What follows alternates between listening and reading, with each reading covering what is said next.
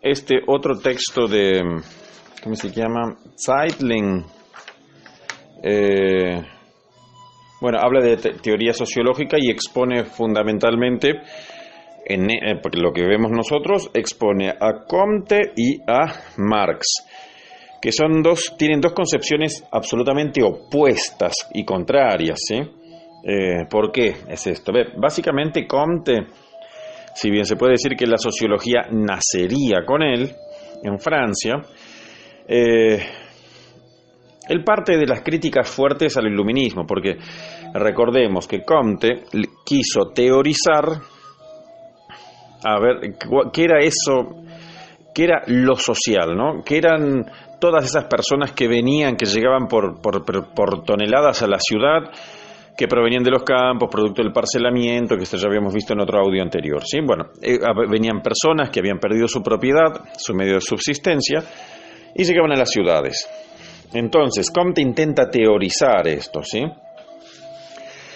Y lo que él va a resolver es que todo esto que estaba sucediendo, es decir, todas estas personas que llegaban a la ciudad y bueno, producían un cierto disturbo, era culpa del iluminismo, ¿sí? ¿Por qué? Porque antes del iluminismo estaban ciertamente las monarquías absolutas que lograban mantener la sociedad en orden, ¿sí? Sin embargo, el iluminismo, como filosofía negativa, se fundó en la crítica y en el cuestionamiento constante de todos los órdenes establecidos, ¿sí? El iluminismo lo criticaba todo. Bueno, Comte rezonga de eso y dice, gracias a esa crítica derrumbaron las monarquías y miren el quilombo que tenemos ahora, ¿sí? Entonces, el objetivo de Comte es elaborar una filosofía positiva que desplace la filosofía iluminista, es decir, la filosofía negativa que para Comte era la filosofía de la anarquía. En cambio, él pretendía lograr una sociedad positiva, que para esto, bueno, había que preparar las nuevas generaciones, ¿no? Por medio de una educación positiva, se iba a lograr una sociedad que apuntara al orden y al progreso, ¿sí? La sociedad, para Comte, tenía tres estados. Uno era el estado teológico, que eran las sociedades antiguas, el estado metafísico, que era el estado intermedio, en el que estaban viviendo ellos ahora, donde armaban todas estas teorizaciones y vivían en una cierta anarquía, para Comte, per carità. Y el estado, la sociedad positivista, que no se alcanzaría hasta tanto no se erradicara de forma definitiva todas las reminiscencias de la filosofía negativa iluminista. Y esta filosofía positiva lo que intentaba hacer, bueno, ya lo habíamos dicho, es lograr el orden y el progreso de la sociedad. ¿Y cómo se lograba el orden para Comte? Dejando las ideas y el manejo de la sociedad o de la ciudad en manos de personas idóneas, y aquellos que no calificaban o no eran idóneos, bueno, simplemente que se resignen. Comte sugería que los pobres tienen que resignarse y aceptar su condición. Solamente así se iban a terminar las rebeliones, los revoltosos, y entonces la sociedad y el progreso, se iba a dar solamente con la sociedad en orden, e iba a estar en manos de las clases por ahí más favorecidas, las clases altas, ¿sí? Esto obviamente lo vamos a asociar después con los pensamientos de derecha, ¿sí? Contrario a esto, Marx hace una mirada distinta.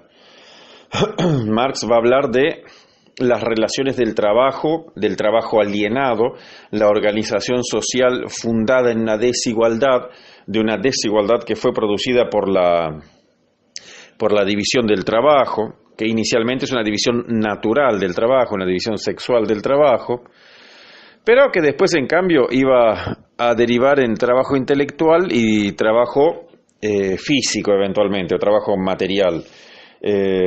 Una estructura iba a dominar a la otra, insomma, così, eso ya lo habíamos dicho, ¿sí? Sin embargo, a pesar de tener clases dominadas y clases dominantes, Marx cree en las capacidades ilimitadas del hombre, ¿sí? Dice que para Marx el hombre va a ser un universo de posibilidades, tiene miles de posibilidades y cientos más de capacidades. El único inconveniente es que en el estado en que están las cosas, producto de la alienación, él se ve forzado a venderse a sí mismo como mano de obra, ¿sí? Entonces se reduce el trabajo capitalista, lo reduce a solamente una posibilidad, la de trabajar en una sola función, que ni siquiera es su propia función, ¿no? Pero ya vamos a tocar la parte de la alienación, ¿sí? Entonces el capitalismo para Marx va a reducir al hombre a una condición animal, ¿sí? Y le va a estar produciendo todo el tiempo nuevas necesidades que a él no le pertenecen y que las va a tener que satisfacer, ¿sí? Pero ¿cómo las va a satisfacer? Esta vez por medio del salario, no por medio de un medio de producción, porque él fue privado de su medio de producción, ¿sí? Entonces se vende al capitalista por un salario para cubrir nuevas necesidades propias del sistema capitalista, ¿sí? Entonces, para Comte, o sea, básicamente cuando inicia su estudio, él inicia a observar la realidad para comprenderla eventualmente y tratar, o sea, lo que él quería era lograr la aceptación y la resignación de las clases más revoltosas, es decir, aquellos que llegaban del campo a la ciudad que habían sido privados de su medio de subsistencia, ¿sí? Marx, contrario a esto, él va a analizar la realidad para tratar de cambiarla, ¿sí? Es una filosofía de cambio, no es una filosofía idealista de puro análisis, no. El análisis que va a hacer Marx va a tener la intención del cambio, ¿sí? Recordemos la vieja discusión con Hegel, ¿sí? No producir ideas y conceptos, sino entender la realidad para poder transformarla. Otra de las diferencias grandes que tiene con Hegel es el concepto de alienación, ¿sí? ¿Qué sería la alienación? La alienación es simplemente convertirse en algo que no se era, ¿sí? Entonces sería poder entenderse también como enajenarse, convertirse en algo distinto, en algo nuevo. Para Hegel la alienación es positiva, ¿sí? Porque trae renovación y con la renovación está el progreso. Para Hegel la génesis dialéctica se va dando por oposiciones, ¿sí? Procesos de alienamiento, ¿sí? Entonces, se es lo que se es ahora, se aliena en otra cosa que no se era y se vuelve a alienar en una tercera cosa, ¿sí? Son los tres pasos de la secuencia dialéctica: tesis, antítesis y síntesis. Ya me empieza a fallar un poquito el lenguaje, me duermo un poco. Insomma, entonces, lo que es ahora deja de ser y se convierte en otra cosa, ¿sí? Al rato ya no es más aquello en lo que se había convertido porque ya acaba de convertirse en una cosa más. Y así se va dando la secuencia dialéctica, ¿sí? Entonces, ahora por ejemplo, soy yo, Fernando, grabando este audio, dejé de ser esto, me convierto en otra cosa, me convierto en Fernando calentando la pava. Pero ese Fernando que calienta la pava también está grabando el audio, o sea que contiene el momento anterior, ¿sí? No soy más el Fernando que graba el audio, sino que ahora soy el Fernando que calienta la pava y graba el audio. Pero dejo de ser eso que soy ahora, es decir, el Fernando que graba el audio y calienta la pava, para convertirme en otra cosa más, es decir, alienarme en otra cosa más, que va a ser el Fernando que ya calentó la pava, que está grabando el audio y está tomando mate. ¿Se entiende?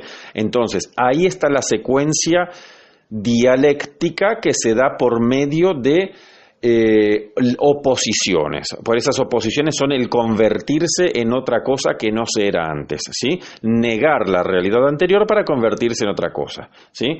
Yo soy Fernando grabando el audio, niego esta situación y me convierto en Fernando calentando la pava. Niego esa situación y me convierto en Fernando tomando mate, ¿sí? Por oposiciones, se dice así. Pero en cada una de estas posiciones u oposiciones eventualmente, yo me estoy alienando en algo que no era, ¿sí? Me estoy convirtiendo en otra cosa que no era. Entonces, para Hegel, la alienación es positiva porque es lo que permite el desarrollo dialéctico. Sin embargo, para Marx, me estoy mareando un poco, para Marx esto va a ser contrario y opuesto, porque el ser humano se convierte en algo que no es precisamente, ¿sí? Y hace referencia, por ejemplo, a las relaciones de trabajo, ¿sí? Y cita 3 tipos de alienación. El primer tipo de alienación va a ser respecto de la propiedad eventualmente, ¿sí? ¿Por qué? Porque la propiedad le es sustraída, ¿sí? Entonces ya no tiene más su medio de subsistencia. Al no tener más su medio de subsistencia, deja de ser quien es para convertirse en una mercancía en el mercado del trabajo, ¿sí? Deja de ser un ser humano libre para tener que venderse como mano de obra en el mercado de trabajo, ¿sí? Entonces deja de ser un hombre libre y se aliena se ingresa en el trabajo alienado, no sé cómo decirlo, se aliena en el trabajo, en la mano de obra, insomma, così, ¿sí? Pero deja de ser quien es. Esa es la primera alienación. La segunda alienación va a ser respecto del producto de su trabajo, ¿sí? Porque acá hay otra diferencia con Hegel, porque si bien Hegel dice que el ser humano se realiza en el trabajo, Marx va a decir que no, que en realidad no se realiza en el trabajo porque se aliena en el trabajo. Y hace referencia puntualmente a este segundo tipo de alienación. ¿Por qué? Porque si acaso el ser humano se realizara, pusiera toda su fuerza, su empeño, su creatividad en lograr un objeto, ese objeto le es sustraído. Es decir, si es cierto, como decía Hegel, que en el objeto, en su trabajo, el ser humano vuelca su humanidad, esa humanidad que volcó en el objeto le es sustraída, ¿sí? Porque ese objeto no le pertenece al capitalista, ¿sí? Entonces, él ya no va a estar haciendo como en estado de libertad, él no va a estar trabajando, produciendo objetos para satisfacer sus necesidades, sino que va a estar fabricando otros objetos que no le pertenecen para las necesidades de otras personas, ¿sí? Entonces, esto sería el segundo tipo de alienación. Y el tercer tipo de alienación es respecto de su trabajo, porque él trabajando no se siente cómodo, no se realiza, realmente no, está triste, supuestamente él tiene que trabajar para satisfacer sus necesidades, pero él en realidad está trabajando para satisfacer las necesidades de otra persona, ¿sí? En situaciones que no son cómodas, y eso hace que no esté contento, no esté satisfecho. Entonces decimos que está alienado respecto de su trabajo, ¿sí? Entonces, sí, claro, o sea, recuperando a Hegel, si el trabajo humaniza al hombre, bueno, en este caso esto no es así, porque el trabajo es para otro, es de otro, y en situaciones que no se siente cómodo. Entonces no está humanizándose. Entonces acá vuelve a contradecirlo a Hegel, ¿sí? Estas serían las condiciones del trabajo alienado, ¿sí? Donde el ser humano se convierte en algo que no es.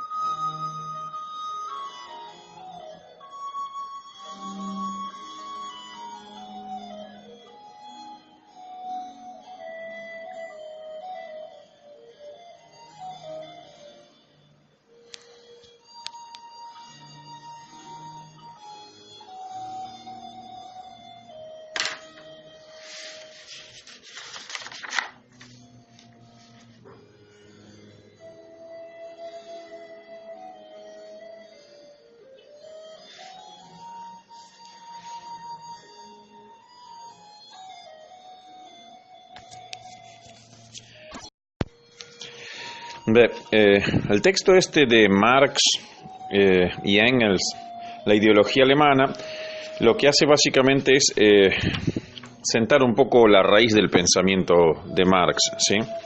Que se opone radicalmente al pensamiento imperante en la Alemania de la época. Por eso habla de la ideología alemana.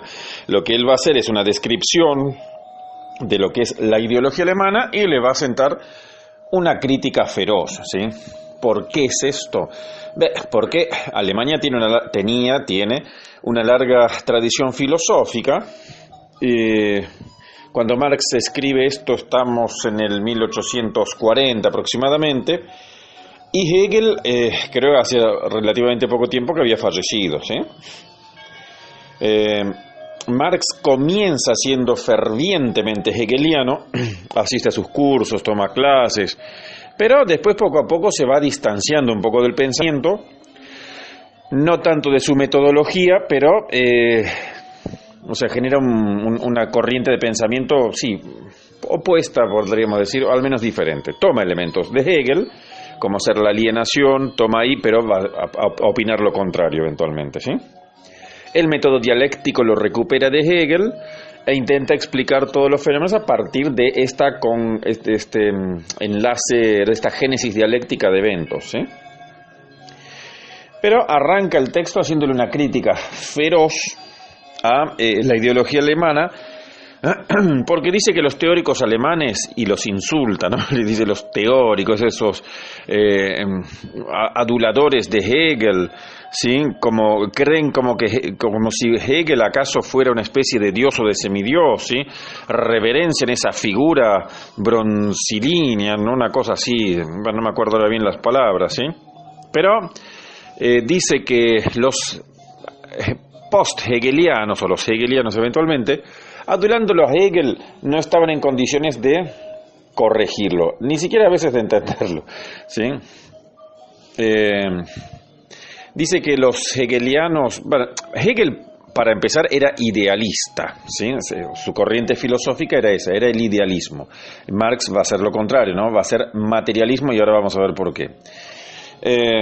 Entonces arranca haciéndole la crítica a los hegelianos como que fueran personas que discuten ideas y deliberan y discuten y elaboran conceptos y mundos de conceptos para poder seguir discutiendo y generan las ilusiones y frases hermosas y poéticas, dice, pero dice, ¿eso qué tiene que ver con la realidad de Alemania?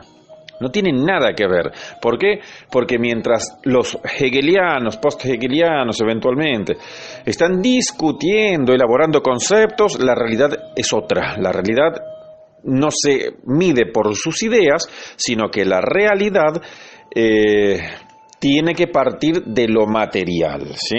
No son ideas. Lo que hay que mirar, eventualmente, él dice en Alemania puntualmente, porque bueno, está haciendo una crítica a un texto, ¿sí?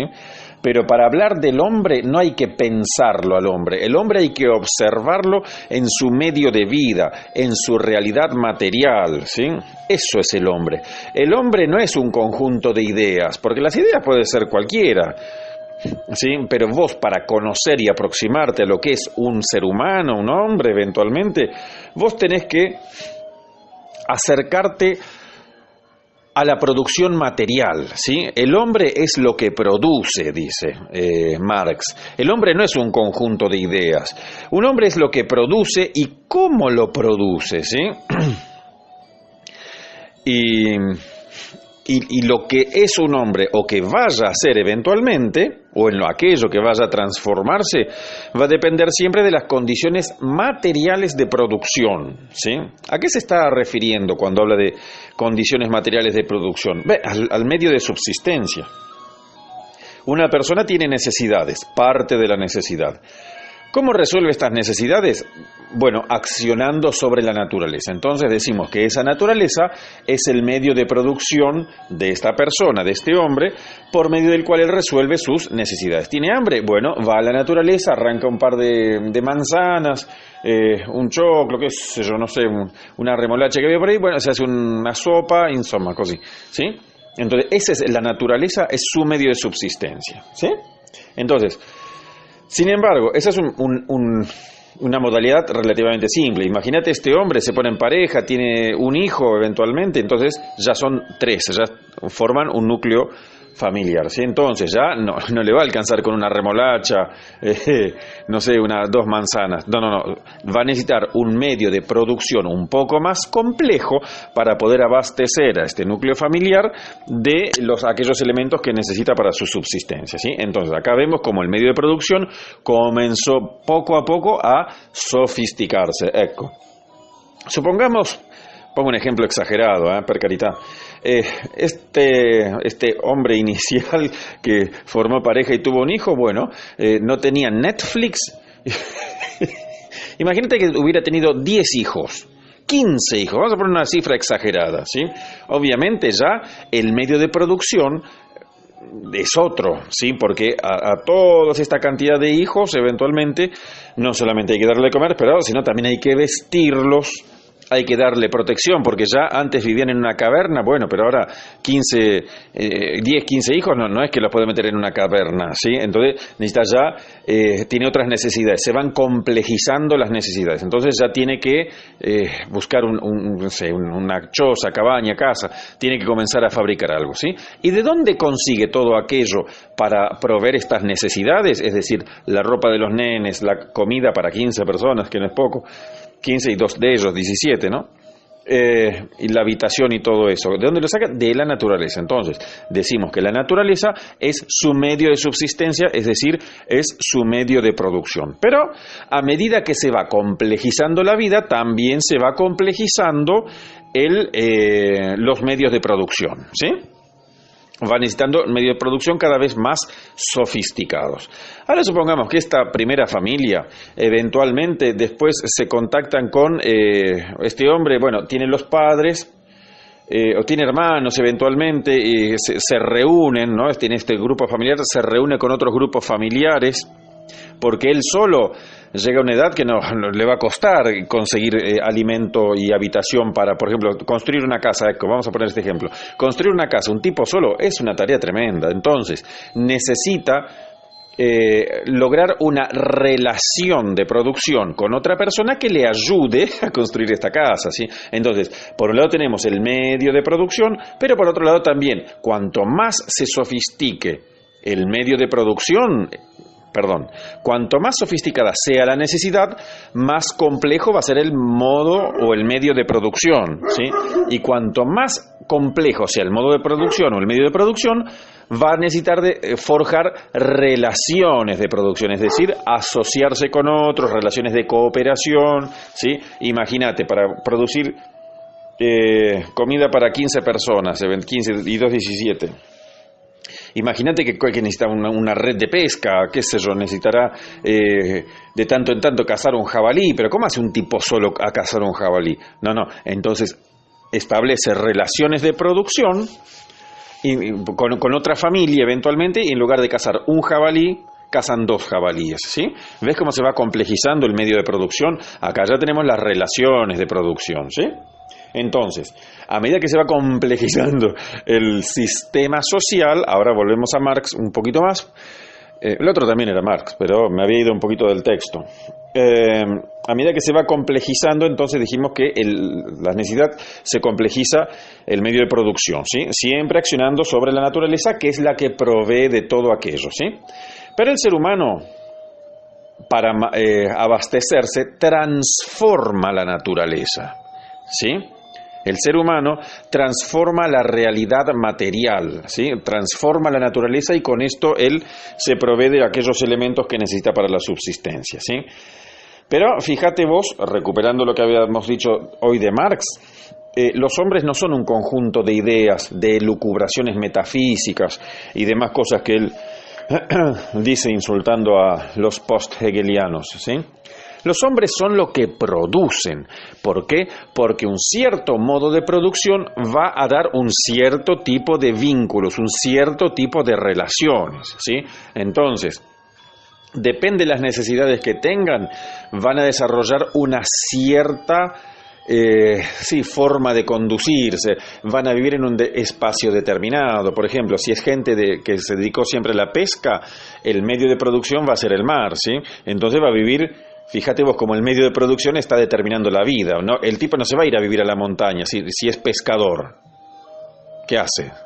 No, no, se va a una zona al mar, al río, y ahí organiza su vida en torno a su medio de producción. Ecco, ¿se entiende más o menos cómo es que van la situación? Bueno, entonces tenemos, por otra parte, que la sociedad, así como estábamos viendo, inicialmente un hombre solo, después una familia que se agranda, y luego ya estamos hablando de relaciones de producción. A medida que se va complejizando la sociedad, también se van complejizando los medios de producción, ¿sí? Y acá Marx hace una secuencia de lo que le llama la propiedad, ¿sí? La propiedad, mejor dicho, no me sale bien la palabra, ¿sí? Porque a medida que se complejizan la sociedad y se necesitan hacer relaciones de producción, aparece lo que se llama la división del trabajo, ¿sí? Entonces, algunas personas, por ejemplo, van a ir a echar árboles, otras personas van a cebar mate, otras personas van a ir a pescar, otras personas van a ir a cocinar, insomma, un poco así, ¿sí? Pero acá tenemos una división del trabajo simple inicialmente, ¿sí? Entonces, pensemos en la propiedad de la tribu, que es uno de los modelos más simples, de hecho es el más simple que plantea. Una tribu podría ser un conjunto de familias, como estábamos diciendo nosotros recién, ¿sí? Entonces, ¿cómo sería la propiedad de la tribu? La división del trabajo en una tribu es muy elemental, prácticamente no la hay. Las tribus toman todo aquello que necesitan de la naturaleza, cada quien toma lo que necesita.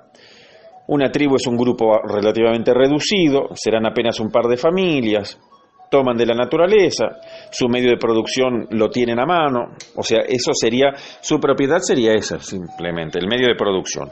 Pero no hay otro tipo de propiedad, más que el espacio aquel de donde ellos toman, no sé, las manzanas, la remolacha, qué sé yo, el río, el pescado, ¿se entiende?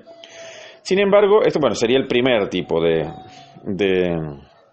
propiedad. Pero imaginémonos que por conquista o por asociación se reunieran una serie de tribus, ¿sí?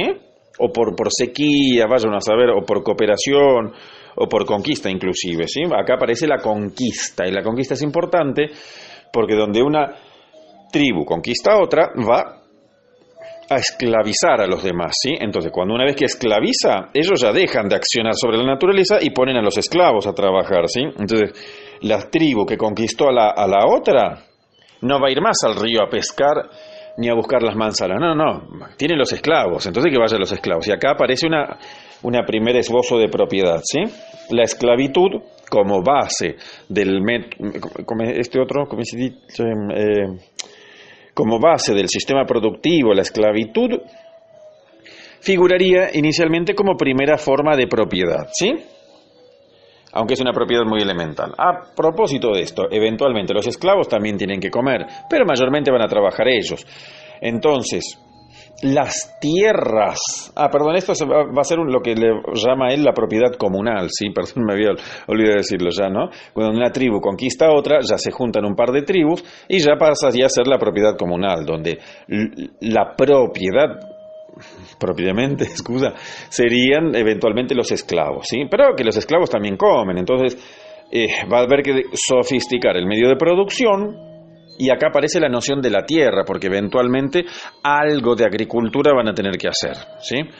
Pero la tierra no es todavía una propiedad fundamental en el tipo de propiedad o de sociedad comunal, porque la tierra en cierta forma va a ser de la comunidad, ¿sí? Luego aparece la propiedad feudal, donde acá sí hay un propietario de la tierra, pero que depende en cierta forma, o sea, no se desprende de la relación de propiedad comunal, ¿sí? Porque se dice que eventualmente el rey o el señor feudal son los propietarios de la tierra, pero necesitan de los otros que se la cultiven y se la trabajen. Entonces va a haber una noción prácticamente comunitaria, ¿sí?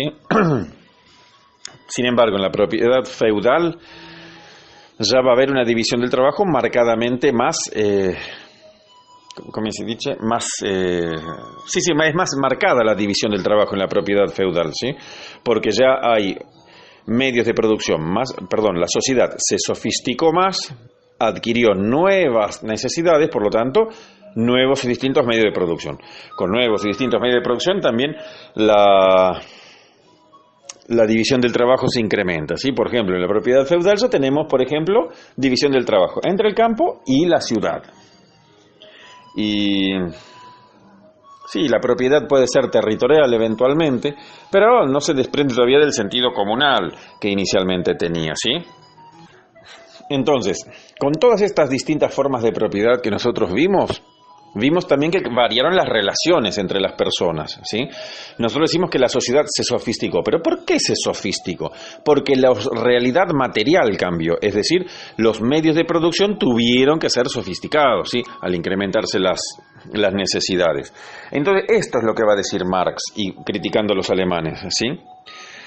No se puede teorizar lo que es un hombre, lo que es la vida, lo que hace y lo que deja de hacer. No, lo que hay que hacer realmente es ir al donde está la persona viviendo y observar se me fue la palabra, la realidad material, cómo maneja sus medios de subsistencia, porque un hombre es lo que produce, un hombre va a ser agricultor o un hombre va a ser pescador, y en base a eso él va organizar sus relaciones sociales en torno siempre al medio de producción, ¿sí? Y no en torno a las ideas, ¿sí? Eventualmente las ideas van a surgir a partir del medio de producción, ¿sí?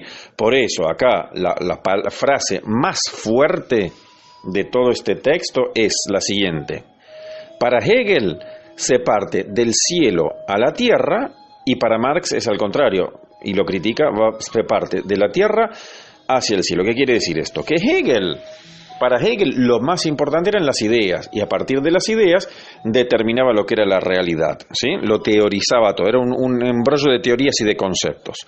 Marx critica, insulta esto, y va a decir, no. Las cosas, lo primero y lo principal es la realidad material de los individuos, ¿sí? Son los hombres que están trabajando, produciendo, transformando la materia, ¿sí? Entonces, a partir de esa realidad material es que van a surgir las ideas, ¿sí? Un pescador no va a tener las mismas ideas que tiene un agricultor. Tampoco va a tener las mismas ideas que un artesano, ¿se entiende? Entonces, primero está la realidad material, el modo en que cubre sus necesidades, y ese modo de cubrir sus necesidades va a determinar después sus ideas, ¿sí? Esto más o menos es lo que plantea este texto. Y como último elemento aparece el tema de la historia, ¿sí? Porque la historia dice Marx, ¿no? Criticando a Hegel, para los teóricos alemanes, la historia era una secuencia de elementos, era una pegatina de eventos concatenados, ¿sí? Pero eso no decía nada, porque eran conceptos, porque eran ideas impuestas por alguien, ¿sí? Porque contaban las ideas después va a decir, de las clases dominantes. Para hablar de la historia y conocer los hechos históricos, los hechos sociales, lo que hay que hacer es mirar, o sea, en realidad la historia va a ser la secuencia de los distintos modos de producción. Ecco. No sirve de nada hablar de San Martín, ni de Napoleón, ni de Julio César. No, esa no es la historia. Esos son grandes hombres que pudieron haber existido o no.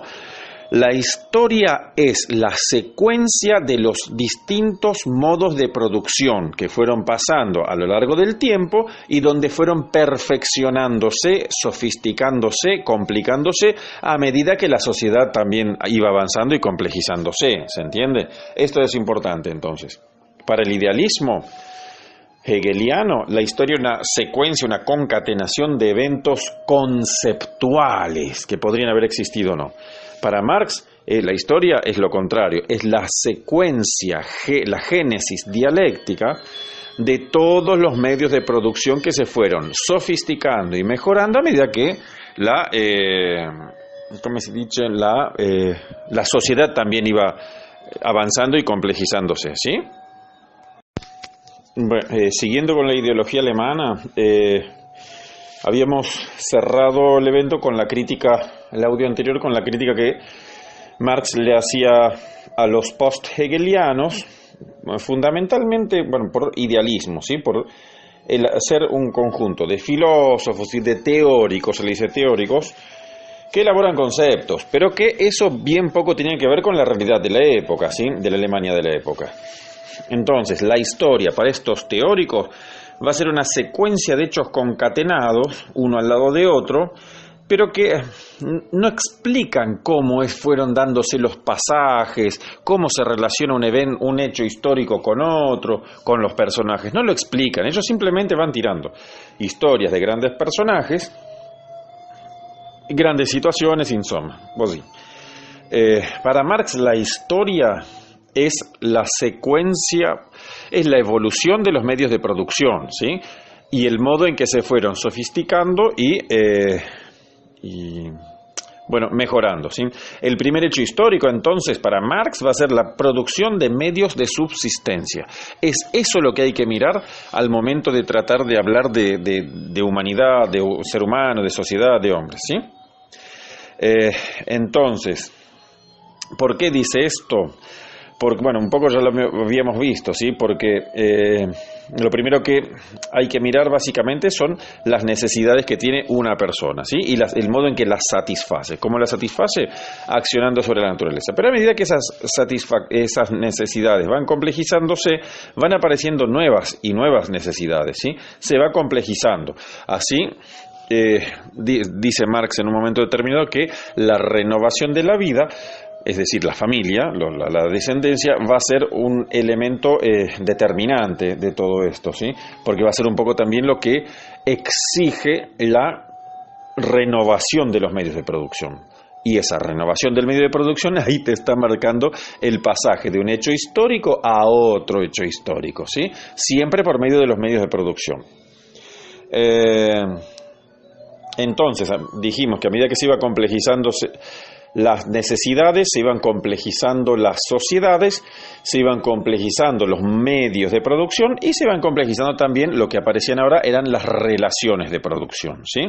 Las personas se relacionaban unas con otros para poder en conjunto y en relaciones de cooperación accionar sobre la naturaleza, formando lo que le va a llamar las fuerzas productivas, ¿sí? Pero todavía nosotros estamos hablando de sociedades por ahí más bien tribales, ¿sí? Entonces, las fuerzas productivas son cooperaciones simples, podemos decir, cooperaciones elementales.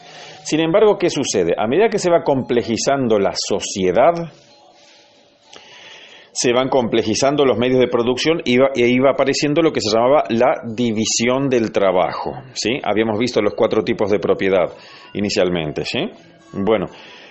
Lo que sostiene Marx es que cuanto más compleja sea la sociedad, cuanto más compleja sea la división del trabajo, esta va a llevar inicialmente a una división sexual del trabajo por una cuestión claramente de fuerza física, ¿sí?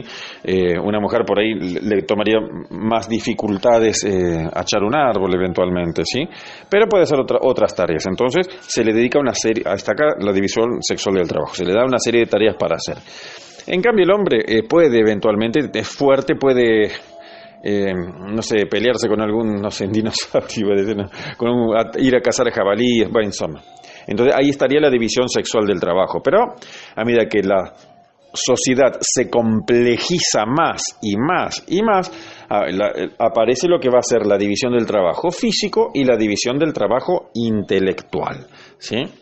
Entonces, acá ya estamos ingresando en unas sociedades, en la moderna sociedad burguesa, ¿sí? Y las diferencias que surgen acá van a ser porque vamos a tener una estructura trabajando la materia y vamos a tener una estructura organizando esa manufactura, ¿no? Ese trabajo manual, ¿sí? A modo de instituciones jurídicas, reglamentaciones, en forma de Estado, ¿sí? Entonces, por un lado tenemos el trabajo material y por otro lado tenemos el trabajo intelectual. Pero el trabajo intelectual está más vinculado al mundo de las ideas de Hegel, ¿sí? Marx parte de que la realidad es la realidad material, es decir, parte del trabajo físico, aquel que estaría transformando la materia. A partir de este trabajo físico que transforma la materia, surgirían las ideas, ¿sí? Entonces, de esta estructura eventualmente van a surgir las ideas que van a devenir después en una superestructura que controla. O reglamenta eventualmente el trabajo manual, ¿sí? Sin embargo, ya estamos en las sociedades capitalistas complejas. Entonces, lo que va a decir acá que las relaciones de producción también cambiaron, no son las mismas que en las poblaciones antiguas tribales, donde la relación de producción era dos personas que se unen en cooperación y en sociedad para ir a pescar o a levantar una casa. No, acá en las sociedades tribales, como estábamos describiendo recién, el medio de producción les pertenece en realidad, ¿sí? No existe la propiedad privada. Pero en la sociedad burguesa capitalista, ya el sujeto fue privado de su medio de producción. Entonces, cuando se habla de relación de producción, vamos a tener, y insistimos en la división del trabajo, vamos a tener por un lado aquellos que tienen el medio de producción y por otro lado aquellos que están vendiendo su fuerza de trabajo, ¿sí? Van a entrar en relación, para lograr el modo de producción, ¿sí? Son tantas cosas de producción, uno termina mareándose, ¿sí? Pero más o menos vendría así. Entonces, a partir de esto, Marx va a decir que las fuerzas productivas, es decir, las personas que se juntan en cooperación para hacer algo, van a entrar en conflicto con las relaciones de producción, es decir, van a entrar en enfrentamiento, en conflicto con los propietarios de los medios de producción, ¿sí? Con aquellos que tienen la propiedad privada, es decir, la propiedad que les fue privada a los otros, ¿sí? Entonces, unos ponen la fuerza de trabajo y los otros ponen el medio de producción, ¿sí? Que les pertenece. Estas dos partes van a estar siempre en conflicto.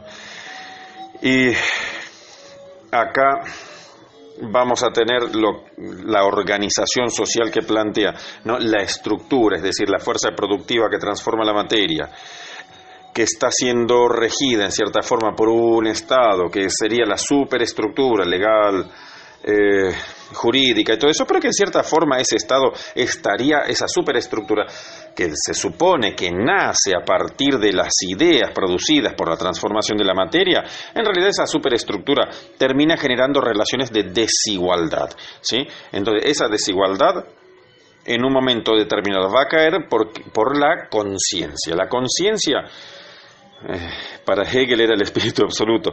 Bueno, para Marx la conciencia va a surgir a partir del hombre que trabaja, ¿sí? Primero está trabajando y toma conciencia de esto, ¿sí? De que está trabajando. En un momento determinado, él también va a tomar conciencia de la relación de desigualdad, ¿sí? Entonces, va a suceder que esa estructura va a intentar accionar sobre la superestructura, modificando todo, ¿sí?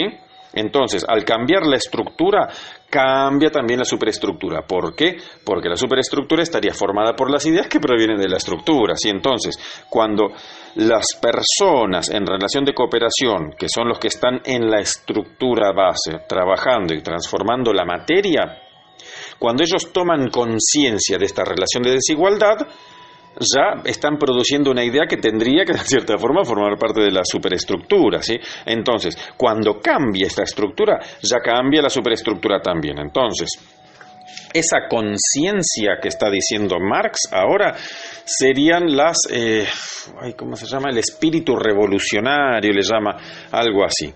Entonces, ese espíritu revolucionario lo que va a hacer es cambiar la estructura, ¿sí? Para revertir, para deshacer las relaciones de sometimiento y de dominación existentes, ¿sí?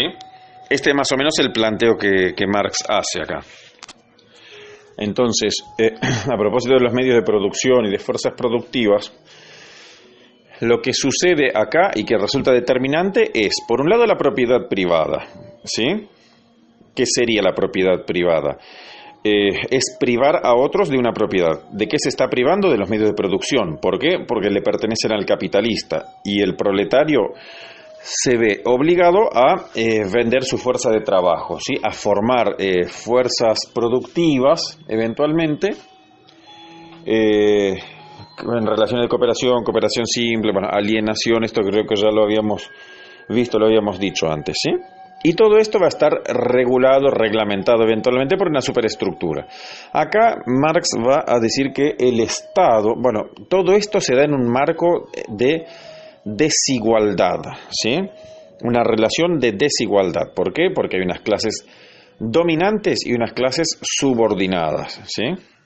Unos que tienen grandes beneficios y los otros que tienen pocos beneficios, ¿sí? Entonces, acá se habla de un Estado, ¿sí? El Estado se supone que debería regular, estaría en cierta forma el Estado en defensa de los intereses comunes por sobre los intereses individuales, pero en una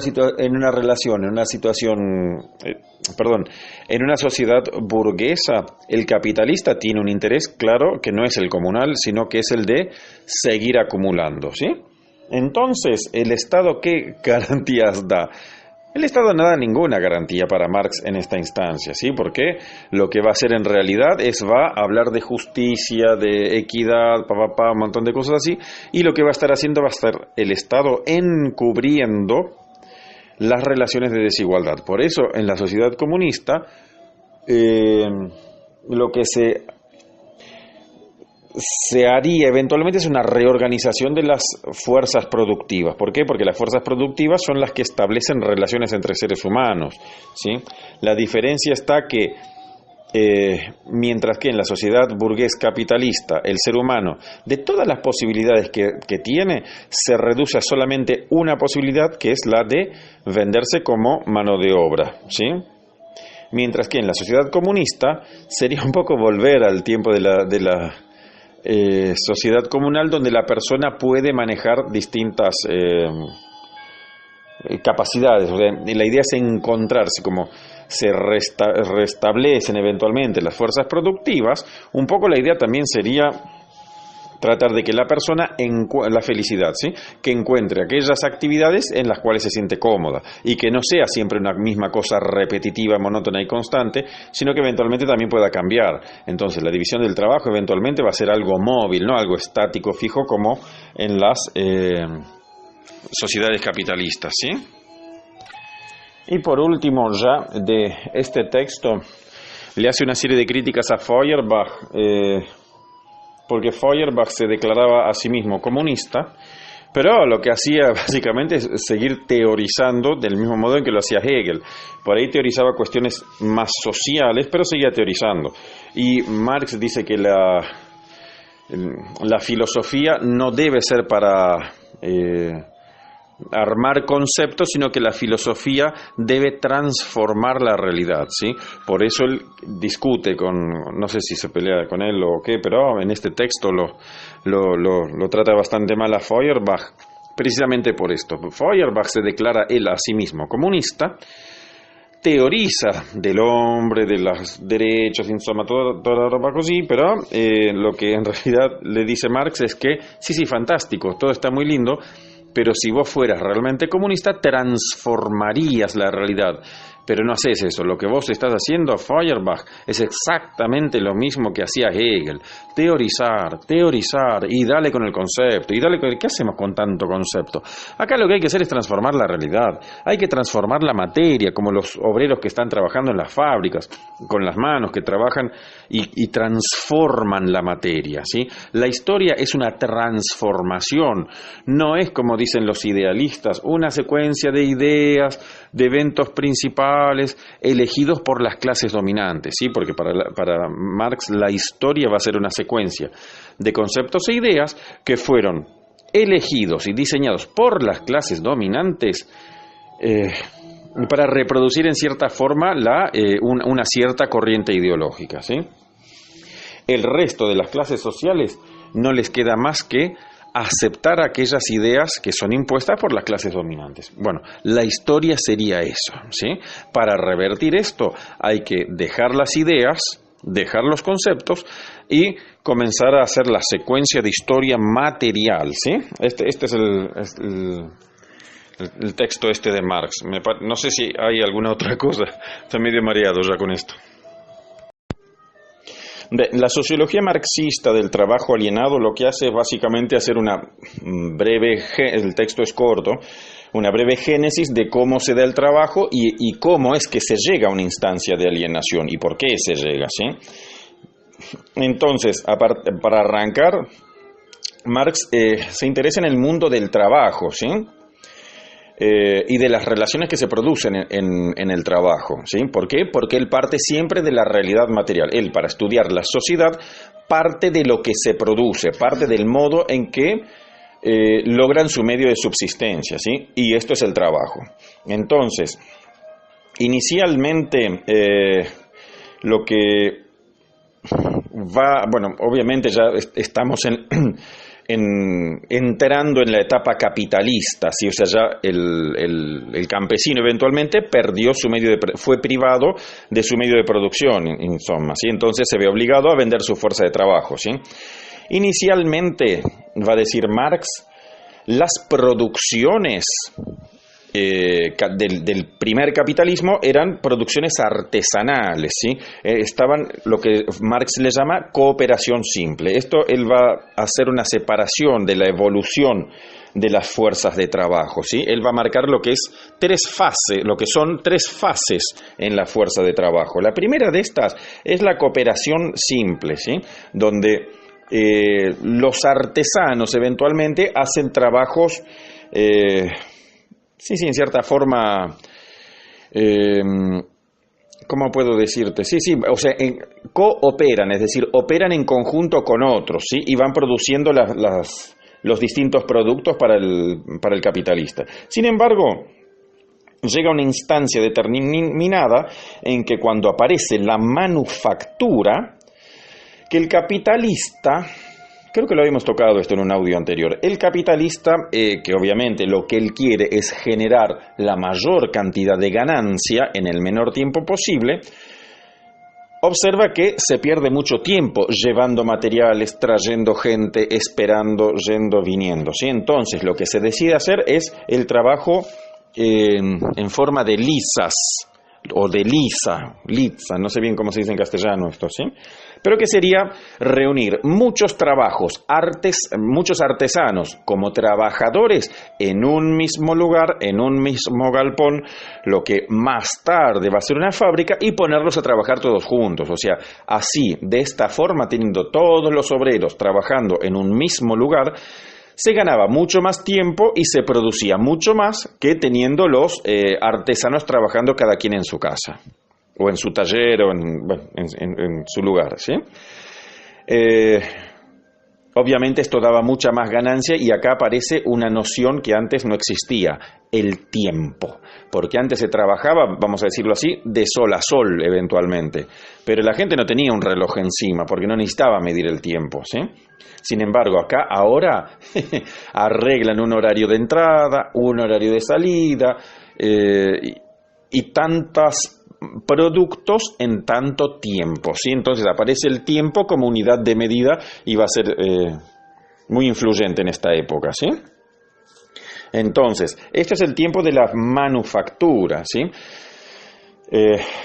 Ya las fuerzas productivas se organizan en lisas, ¿no? Pues que eran todos en la misma, no me viene la palabra, galpón, fábrica, insoma, etcétera, ¿sí? Entonces, ahí ya estamos viendo cómo van cambiando las relaciones de producción, ¿sí?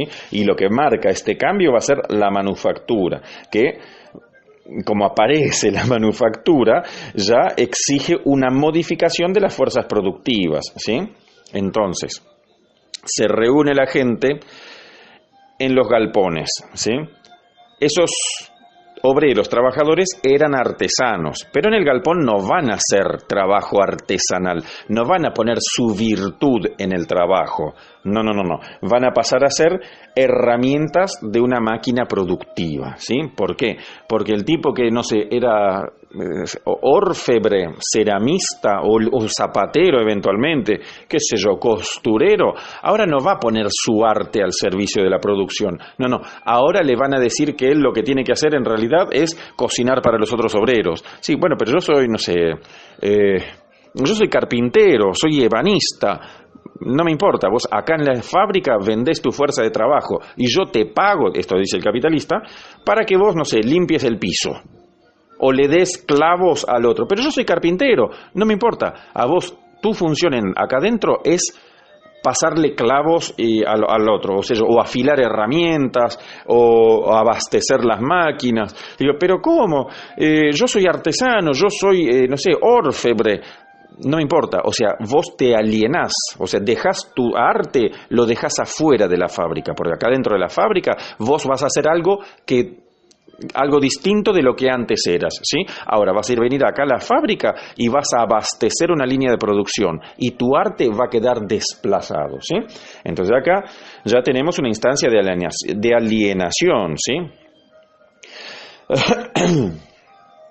Se entiende más o menos cómo el hombre se vio, en este ejemplo que estamos poniendo, se vio alienado, ¿no? Es el trabajo alienado, porque con tal de reducir los tiempos de producción del producto y con esto aumentar las ganancias, los artesanos se alienan, es decir, dejan de ser lo que son, artesanos, para convertirse en simples obreros, todos iguales, todos van a abastecer a la máquina productiva, ¿sí? Van a perder su individualidad. Ya no se necesita de la creatividad del artesano, es decir, no se necesitan virtudes humanas, no, lo que se necesita es que el ser humano ponga su cuerpo como herramienta al servicio de la máquina productiva, ¿sí? Entonces, la alienación lo que logra en esta instancia es matar la creatividad, ¿sí? Dice Marx a partir de esto que la manufactura, de este modo, organizó las fuerzas de trabajo, ¿sí? Porque antes, el mate me...